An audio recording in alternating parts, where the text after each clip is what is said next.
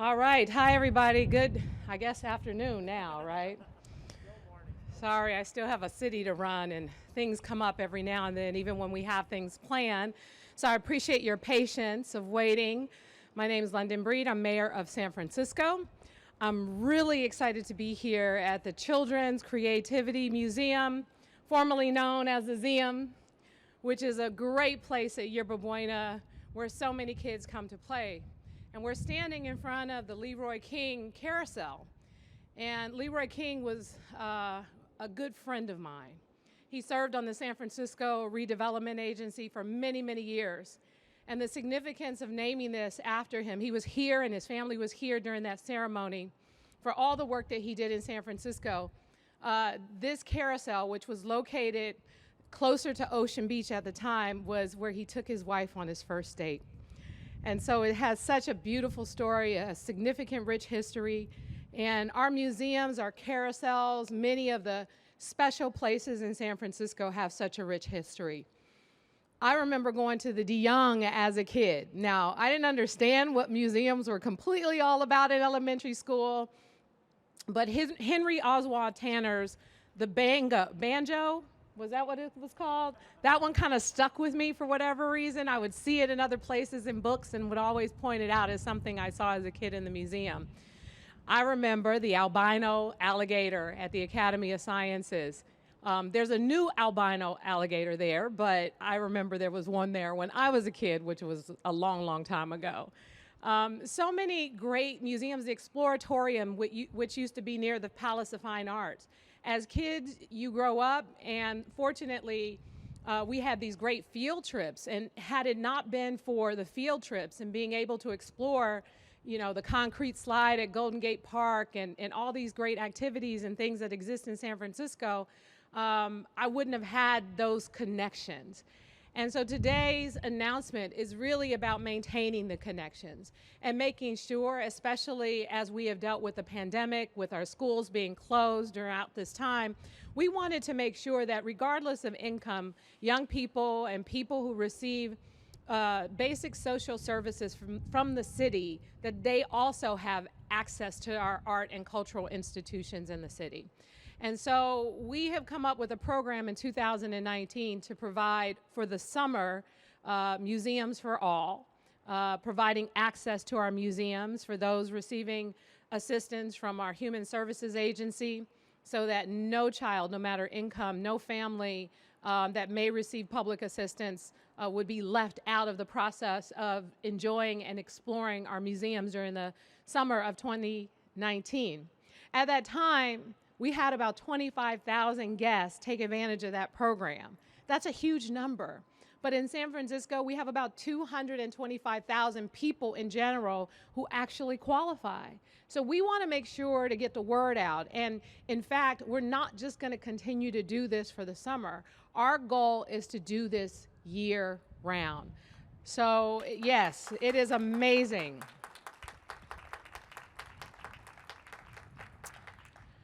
I remember the field trip. I always think about all these field trips. But I remember the field trip when we went to, like I said, the Exploratorium, the Academy of Sciences, the De Young Museum. And the reason why these were very special to me is because as an adult and you go to visit these places again, you remember the time where you saw the stuffed lion and all of these different exhibits and things. You remember those as a kid and you understand the significance of being able to learn about these things and appreciate them. And that's what our young people need. That's what people in our city need, is to have access to these resources, and money should never be a barrier to access. That's why Museums for All is so important. It's important to the work that we are trying to do to make San Francisco a more equitable place for everyone.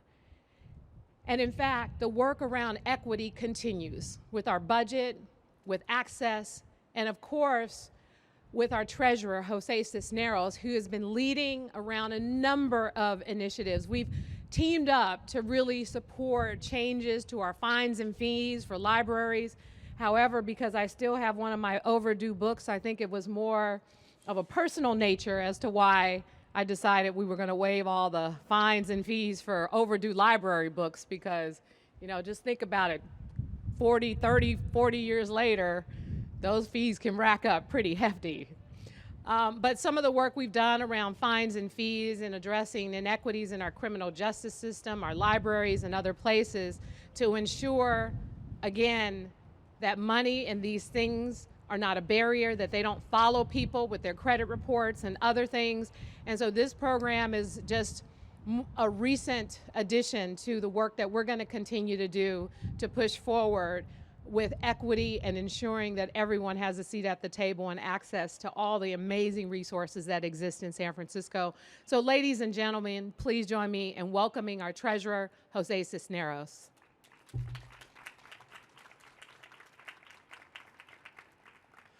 Thank you, Mayor Breed. It's an honor to be here, everybody. I'm José Cisneros, San Francisco Treasurer. One might wonder, what's the Treasurer doing at an event like this? The full title is Treasurer Tax Collector, which even begs the question even further, doesn't it? Well, the reason is, as the Mayor just mentioned, since I've been in office, we've launched a number of programs to help low-income people be more successful, particularly more financially successful. How to avoid getting ripped off, how to keep their money safe, how to improve their credit score, how to save for future needs, whether it be college or buying a home or starting a business. We want to see everybody in San Francisco succeed, and we know that in this expensive city, financial strain is one of the most crippling things that low-income families face and the most severe impediment to their family's success. Well, because of that, we launched the Financial Justice Project, and I'm very proud of the work that our own city and county has done to look at where our own fines and fees, our own city-administered, city-created fines and fees are unfairly punishing and harming low-income families in our community. Think about it. Anytime a dollar amount fine or fee is one size fits all, guess what? It's going to hit low-income people far differently than medium or high-income people. It's completely logical, and it's something we have the ability to change. And that's why I want to really honor Mayor London Breed.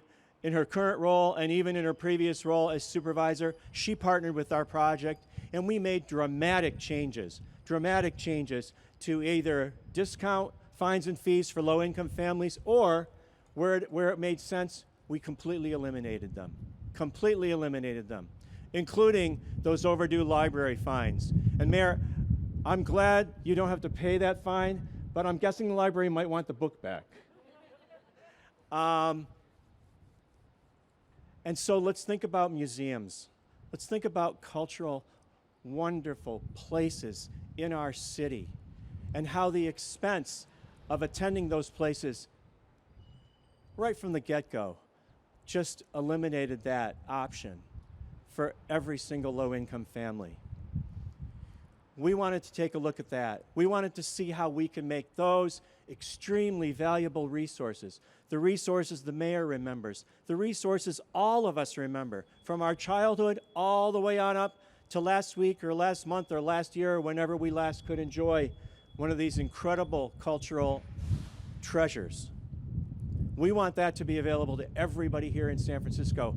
And Mayor, I'm thrilled, and we're excited to partner with you to help make what you said, nearly 250,000 individuals in San Francisco, now give them access to the most wonderful cultural assets and treasures in our city, right here in our town, right here where they live, and not just for a few months each summer, but all year round.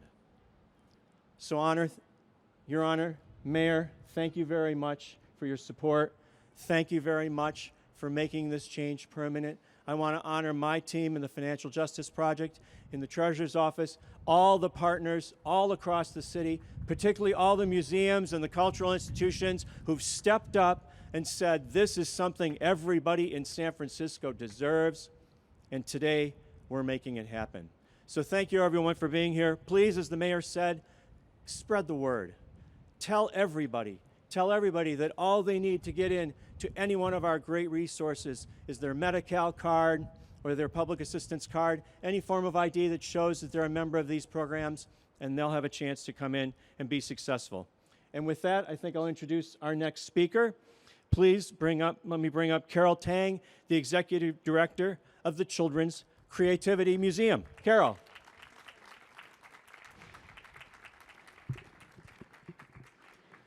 On behalf of the board and the staff of the Children's Creativity Museum, we want to thank Mayor London Breed and the San Francisco Museums for All program for promoting enrichment and learning outside of the classroom for good mental, emotional, intellectual health. At the Children's Creativity Museum, our mission is to nurture creativity and collaboration in all children and families. And so our focus on equity, inclusivity, and access is part of our core commitment to San Franciscans and the Bay Area. Even during this past year, we served 1,000 students from Title I schools for free through virtual field trips. Before the launch of San Francisco Museums for All, the Creativity Museum promoted innovative access programs that serve low-income and non-traditional museum goers. So for example, we have long provided free memberships, annual memberships, to low-income community members so they can come as many times as they'd like with their families at their own convenience. For many of our members, we have become part of their regular routine. We had one neighborhood family here in Yerba Buena that visited over 220 times in 1 year. We were one of the first museums in the entire Bay Area to join the National Museums for All program administered by IMLS and the Association of Children's Museums. With the launch of the San Francisco Museums for All program and the promotions in partnership with the Human Services Agency, now 15% of our visitors come for free and receive the same high-quality experience that all of our paying visitors do. This program not only benefits the families who are receiving public support, it actually benefits everyone. We all need safe places like museums where people from all backgrounds can come together to bridge our differences and appreciate our diversity. By bringing together all types of families, we envision that our Creativity Museum can help children play, create, learn, and problem solve together. And that is so very important after the year we've had. Through San Francisco Museums for All, families come here to ride the carousel, make art, record digital animations, express themselves through music. They solve design challenges, and these days they can even create their own mini golf course using science principles. Most importantly, however, they have fun sharing their art and their inventions, not only with their own families, but with other families. As museums reopen, this is our chance, our sector's chance, to weave and strengthen the connections between children and families and people. This is why, to me, San Francisco Museums for All is so important, why it benefits our entire community. It helps our children learn to play together, and they dream together, and it helps us all envision a better tomorrow. Thank you again, Mayor Breed, for supporting the museum sector and for seeing the Children's Creativity Museum as an important partner in San Francisco.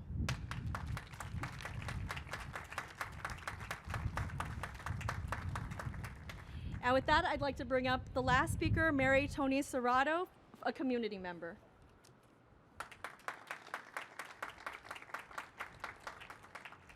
Hello, good morning everyone. My name is Mary Tony. I am a San Francisco local. I grew up in the city.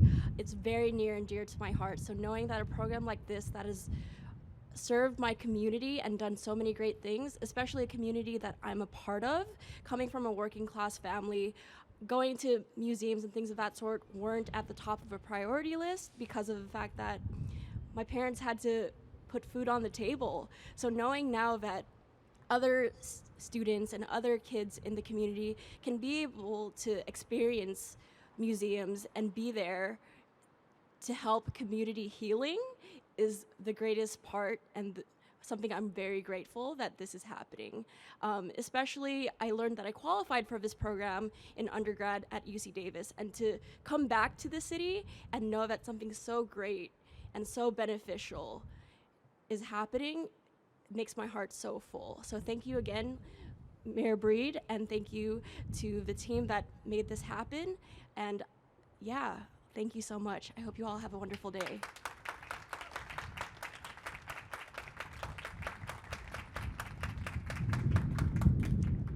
Thank you, Mary Tony. And I know what it feels like to be in college. I went to UC Davis, and it was definitely a struggle. So I'm glad that this program is benefiting you and others who want access to what are things that Carol called fun. And fun shouldn't be expensive. Fun should just be fun. And that's what this is also about: education, art and culture, and having a good time in San Francisco. So with that, thank you all so much. It's great to see people in person. This pandemic has challenged us like no other event I've ever experienced. Not even the '89 earthquake, I think, challenged us as much as this pandemic. We got through it. And on June 15th, the opportunity to open our doors and to do more is possible. We will still have regulations around large-scale events, but things like this carousel and other things won't require the distance and other things that had existed before. And it has everything to do with the people of the city who have gotten vaccinated, who have followed the health orders. We're at about 80% of San Franciscans receiving at least their first vaccination. We should be proud of what we've been able to accomplish. And what that means is a lot of fun this summer for San Franciscans and especially for our kids. Thank you all so much for being here today.